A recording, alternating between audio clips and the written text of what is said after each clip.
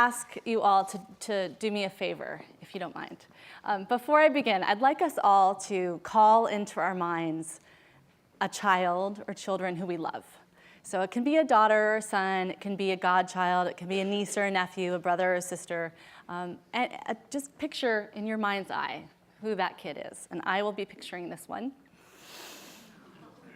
Yeah, I think she's kind of cute, but that's my daughter Ida. That was on her second birthday. One of her friends gave her that tiara that she insisted on wearing for the whole rest of the party.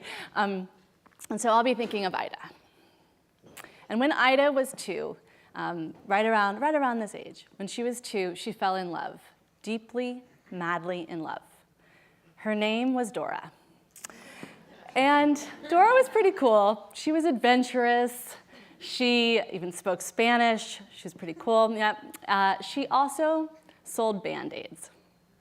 And if you're a parent out there, you might have had some experience with the Dora Band-Aid. But if you have, you would know what I mean when I say my child became obsessed with these Band-Aids. It was the kind of obsession that got her faking injuries just so she could wear them. And I got completely sucked into supporting her habit. I'd like to tell you that desperate woman hunting down the Dora Band-Aids late at night at Rite Aid wasn't me. It was. Of course, cute, charismatic cartoons like Dora aren't just selling Band-Aids. The food industry has figured out how to use cartoon characters to get kids hooked on their products too. So you may have seen SpongeBob on Pop-Tarts or Shrek on Twinkies, like this one here. It does say somewhere on there, yes, the ogre green, creamy filling, same great taste.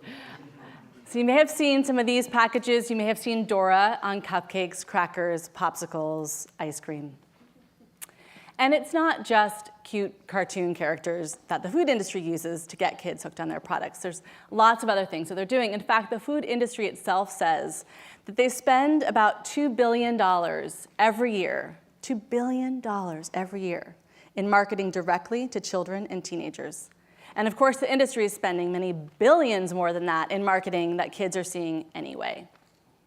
And the way that the food industry is now targeting young people, I have found, as I've kind of dug into what they're doing, I found to be quite alarming. When you think about it in the context of the fact that diet-related illnesses among young people are on the rise. We all know that. And when we think about this omnipresent marketing, I think it isn't an exaggeration to say that it has become downright dangerous. So the food industry, it knows that marketing to kids works. What does it do for them? It builds brand loyalty, which can sometimes last a lifetime. So you target young people, you get them hooked on your brands early, that's a lifetime of brand loyalty. It also generates what the industry calls pester power. So some of you out there, you might be parents, you might be familiar with what pester power is. It doesn't feel too good, but it works. 75% of parents say they have bought a product for the first time because their child asked them for it. Or, to speak in industry terms, their child pestered them for it. The more I learned about the ways that children and teens are being bombarded with food marketing, the more outraged I have become. And you might be too, as you learn some of what I'm about to share with you today. If a child watches a typical amount of television every year, they will now be seeing 4,600 ads for food and drink. Most of those ads will be for foods and drinks that are high in fat, sugar, and salt. So 4,600 ads every single year. And what we know about seeing those ads is we know it gets kids to prefer certain brands. We also know it gets all of us to just eat more, period. So you might think, well, okay, so the answer is simple. So they're being bombarded on television, so just turn off the TV. You know, just don't expose kids to TV.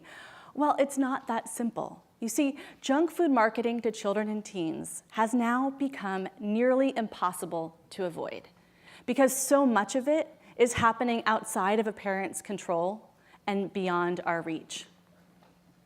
So there are now, I was particularly shocked when I discovered this, there are now classroom curricula sponsored by Oreo cookies. This is the Oreo cookie counting book. There are also the M&M counting book. There is the Spark Creativity with Fruit Loops activity book for preschoolers. And the list goes on and on and on and on. You can now find corporate logos in school gymnasiums, in community centers, in school hallways, in yearbooks. They're even trying to get on school buses. There's also this kind of new wave of marketing where you have junk food companies and fast food companies trying to partner with trusted public institutions to help build that brand loyalty. So a few years back, there was a partnership between McDonald's and Big Mac's and UNICEF. And I just don't really think Big Mac and UNICEF should really be in the same sentence. So you're having that kind of marketing.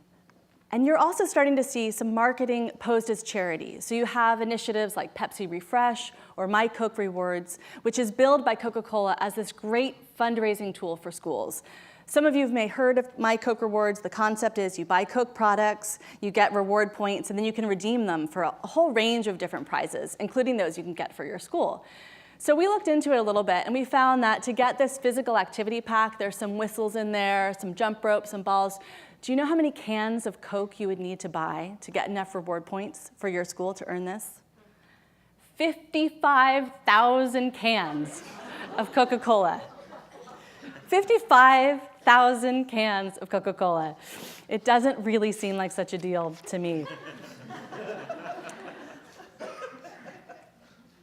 So what I have found actually particularly upsetting about how the food industry is marketing to children and teens is that when you dig into the research about it, what you find is that young people of color are bearing the brunt of this marketing.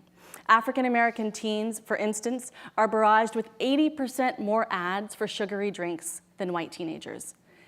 And this is especially upsetting because African American children and teenagers are already among the hardest hit from diet-related illnesses. And that inequality is made even worse by race-based target marketing. So what does the food industry say about all this? They're saying, well, we're marketing to kids less. We're doing it less. But the truth is that they're just changing where and how they're doing it. So they're no dummies.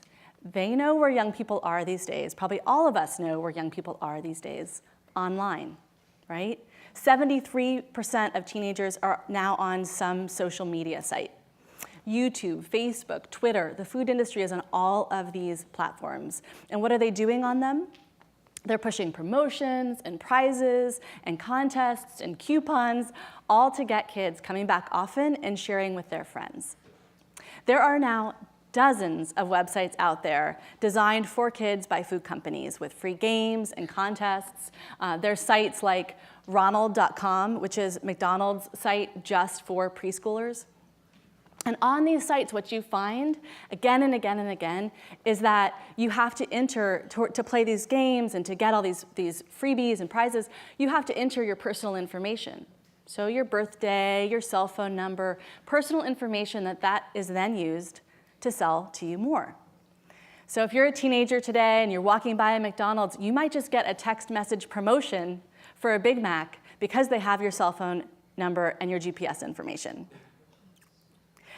I was telling a friend about this. I was telling a friend who works for the New York City Department of Public Health.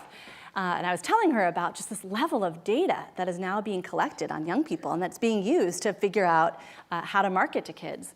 And she said, Anna, can you imagine if we had those resources to do that kind of specific marketing?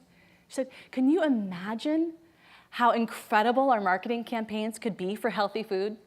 She said, we could send text promotions for farmers markets. But the public health department doesn't have that level of resources or that level of data. The food industry does. And what I find so disturbing about the power that the junk food industry now holds to reach our kids, to reach young people today, is that what children and teenagers are enticed to consume has life and death consequences. And when I say life and death, I am not exaggerating. Life and death consequences. In the past 30 years, the prevalence of obesity among children and teens has tripled. Today, a child born in this country has a 1 in 3 chance of developing diabetes at some point in their lifetime. For African American and Latino kids, that is a 1 in 2 chance. 1 in 2. And it's not just diabetes, it's also heart disease and high blood pressure, asthma, even certain cancers. It's diet-related illnesses that are having many doctors see conditions in their practice that they have never seen before. Like the pediatrician I met in Maine who was telling me that young people in their 20s are coming in to get dentures because they have been drinking soda for their entire lives, in their 20s. It has people like the pediatrician I met from Chicago who was telling me that he now has to fit young people with leg braces because their growing bones and joints can no longer support their weight. It's tragic, and it's so tragic because this is all totally preventable. It doesn't have to be this way. And you don't have to be a parent to have your heart break hearing these stories, right? We all have children in our lives who we love, and we're all paying the price for this crisis in mounting healthcare costs. But I am not just here to tell you how bad things are. I'm not just here to tell you how upset as a parent I am. I'm also here to talk about what we can do about it. And here is where there is some incredible good news, because all over the country, there are people putting pressure on policymakers and on companies to protect kids from these dangerous marketing tactics. I'm here to tell you about the state of Maine that was the first to pass a statewide ban on marketing junk food in schools. I'm here to tell you about the people of Los Angeles who finally said enough and put a moratorium on opening new fast food franchises in certain neighborhoods. I'm here to tell you about the campaign for commercial-free childhood, which stopped McDonald's from advertising on report card envelopes that would have promised elementary school students free Happy Meals for good school performance. I'm here to tell you that all over the country, people are passing policies and winning lawsuits, changing school norms, all to protect our kids and promote healthy eating. And the good news is this works. We know that when you teach kids about why food matters, give them access to it, that they go for it. And I'm seeing proof of that everywhere I go. Like the teenager I met who, before working on this urban farm program, that the only vegetables she had ever eaten were those that became between 2 hamburger buns, and told me that now, thanks to working on this farm, she had become a salad fanatic. So we can raise healthy kids who love food that's good for their bodies. We can, but not in this food environment. So what we're talking about doing is huge. We're talking about changing social norms. But we've done it before, and we can do it again. And we can do it by standing up stronger, standing up taller, speaking up louder, joining with campaigns that are happening across the country, like those from Corporate Accountability International, with their campaign to suggest it might be time for Ronald to retire down to Florida. The campaign for commercial-free childhood, which has successfully stopped logos going on school buses everywhere they have tried to do that. Groups like the Center for Science and the Public Interest, and my group, the Food MythBusters. Food companies say that it's up to parents to raise healthy kids. That's what they say. And I agree, absolutely. And that's why I say to those corporations, then leave parenting to us, right? Don't tell children what's good to put into their bodies. I have 2 daughters now, that's Ida and her baby sister, Rosa. And to the junk food industry, I say this: my children, all of our children, are none of your business. Thank you.